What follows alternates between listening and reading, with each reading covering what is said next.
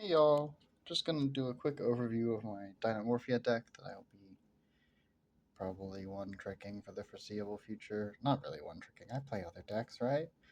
But I really like the other Dynamorphia cards. I think they're a ton of fun. I think they piss people off, and I think that's funny if you haven't noticed.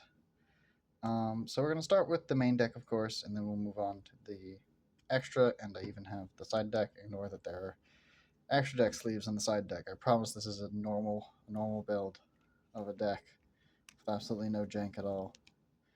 So first off, a big thing I wanted to do with this deck is just run as many powerful one-ofs as possible. I think let me sit down. I think there's a lot of cards that should just be banned in Yu-Gi-Oh! That are at one, and when you just run a bunch of them, you get to effectively run a crap ton of banned cards, if that makes any sense. So we'll start with the main deck here. Shifter and Misk. One of these cards is a lot more evil than the other, but they are both powerful one-ofs that I can draw into. I used to run 3 Fossil Dig with Misk.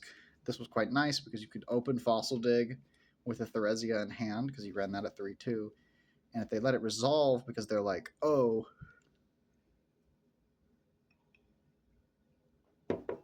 I'll just Ash the Theresia, you just go find Misk.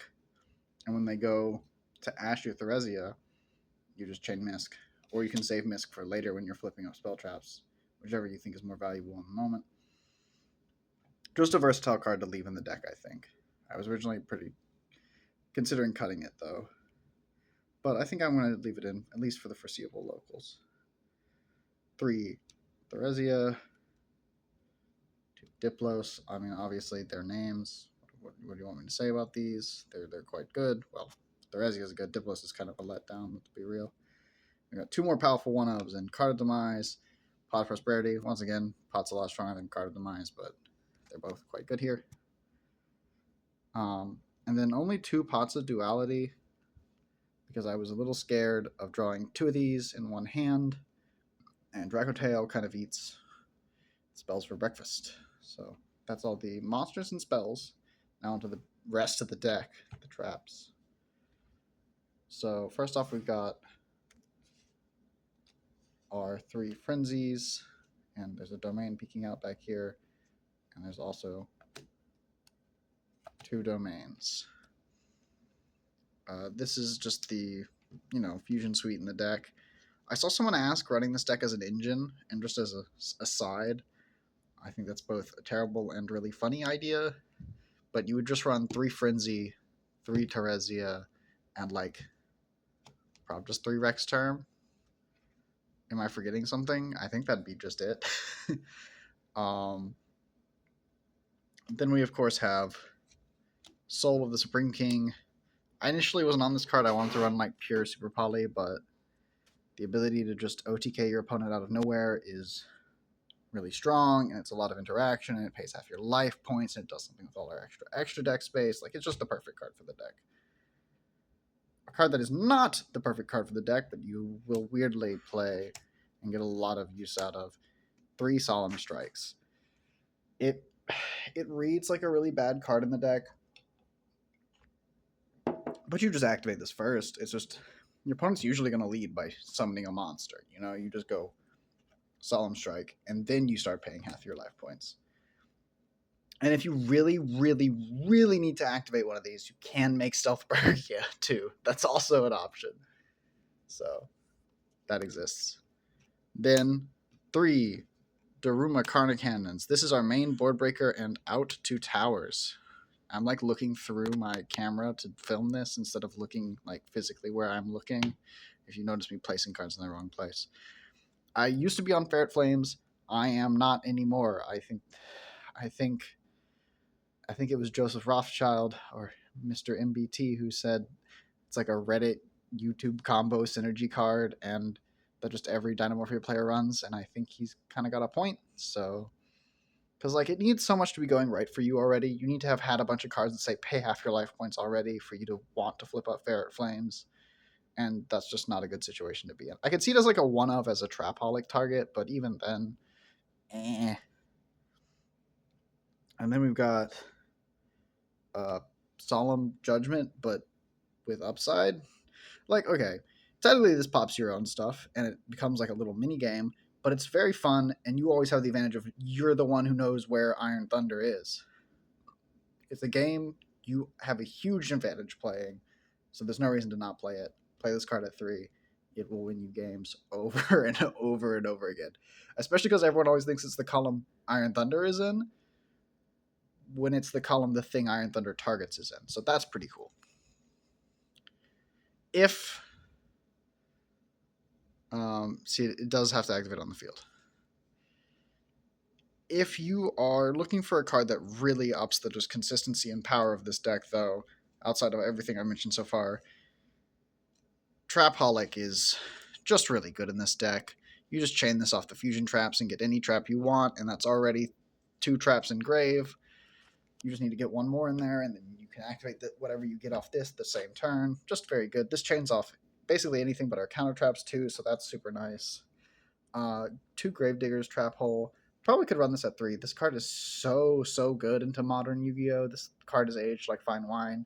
I mean, the burn damage is also just absurd. Like 2k just for your opponent playing the game. Like, come on. I do think 2 Intacts and 1 Alert is correct. Alert is like fine, but it is really good in the grind, which almost inevitably happens. And Intact is a solemn strike, but for only if you control a Dynamorphia monster, and also it prevents you from dying that turn. So that's pretty cool. But you don't want to run 3. I mean, I've seen lists run 3, but I'd be nervous about drawing a hand with no other Dynamorphia stuff, and it's just a dead card. And then again, my thing about playing one-ofs that just win you the game. Skill Drain, Solemn Judgment, Anti-Spell Fragrance, Yippee, Floodgates. Alright, now for the extra deck. Alright, here's the extra deck. First off, we have 1, 2, 3 Kentroginas, and 1, 2, 3 Rex terms, and just 1 Stealth Bergia to play around Called by the Grave, so they can't. It's just something else to make too. Like, it's just, you want at least 1 because it's just 1 more name, but it's not really a good card. Then we've got our generic stuff in SP Little Knight. I could actually see you cutting SP, but SP is really good for linking off like stuff you don't want on your board. Like this outs, I think, Ibly, if I remember correctly. I don't think anything else stops Ibly from being just linked off if you just normal summon a Theresia. Lagia, they're all dinosaurs. This just makes a Solemn Judgment. That's pretty cool. It comes up more than you think. Typhon is Typhon. And then we have the Mighty Soul of the Supreme King Zark package. We got the boy Zark himself, Odd Eyes Archray Dragon, and then my 3 targets are, I can't seem to grab them, Crystal Clearwing Synchro Dragon, Starving Venom Fusion Dragon. This is also a target for the super polymerizations in my sideboard, which is pretty nice, and that is also the reason there are extra deck cards in my sideboard. Yippee.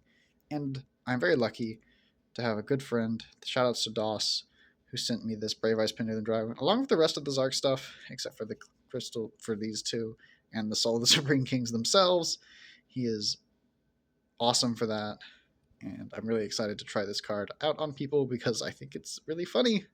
It's got a little niche, and that's why I'm so glad I found someone who would let me borrow it, because I did not want to drop almost a whole $20 bill on a very niche extra deck card for 1 trap in my main deck. But that's my extra. Pretty simple, nothing too crazy. I could realistically see you cutting like any of the generic support ones, but I think these are the 3 I would stick with. One of these could probably go over but Typhon should always stay in. This card is just really good in this style of deck. All right, now for the side deck. Side is pretty simple, but it is once again on that thing of just, if you can play a powerful broken card, there is no reason not to play it philosophy.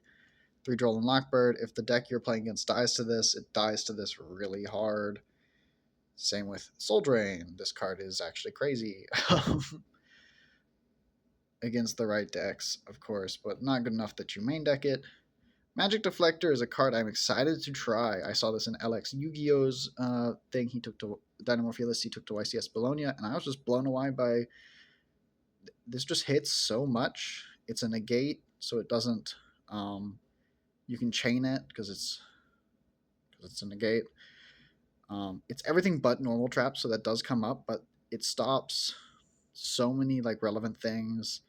And it just dunks on a bunch of random rogue strategies as well, which is like a thing you kind of want in this deck because this deck is very tuned to beat. The way I've set this up is it's pretty tuned to beat like a lot of meta strategies as like a rogue surprise thing. And if your opponent's also on something rogue, they may just be packing naturally a weird out to this. Like I was testing this against my friend, whose house I'm actually at right now. And she was just like, "Oh, I just make Regenesis. Is it Regenesis Lord? Yeah, yeah." She just was like, "I just make the Regenesis Lord, and you can't do anything about it." It's like, yeah, Overlord. You're correct. Regenesis Overlord. And I was like, "Wow, that's true.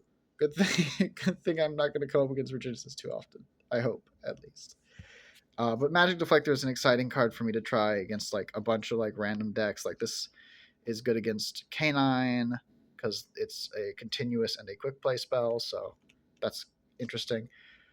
2 1-ofs and Sonic as a searchable spell trap negate, just for more spell trap hate in matchups where that matters.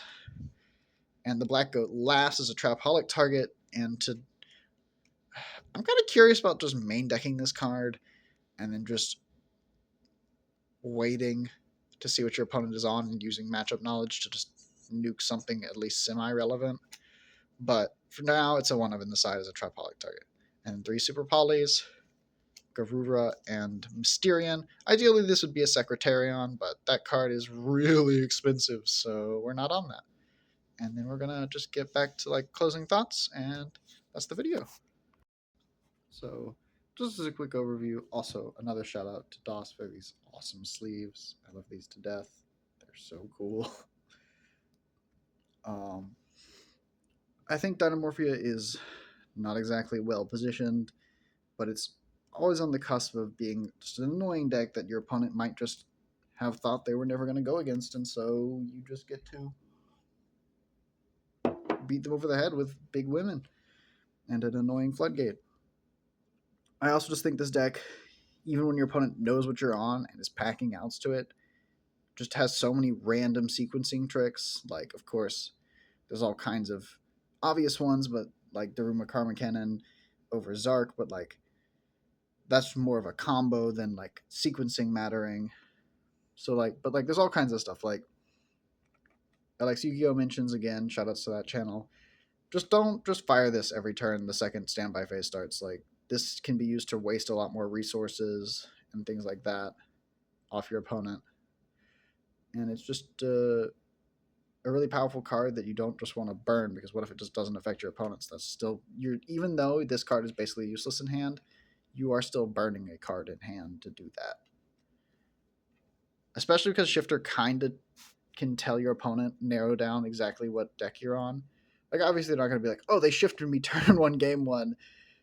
They must be on Dynamorphia." But they're going to be like, "Oh, you're not a graveyard heavy deck, or if you are, you're willing to rely on a card like D-Shifter to steal games."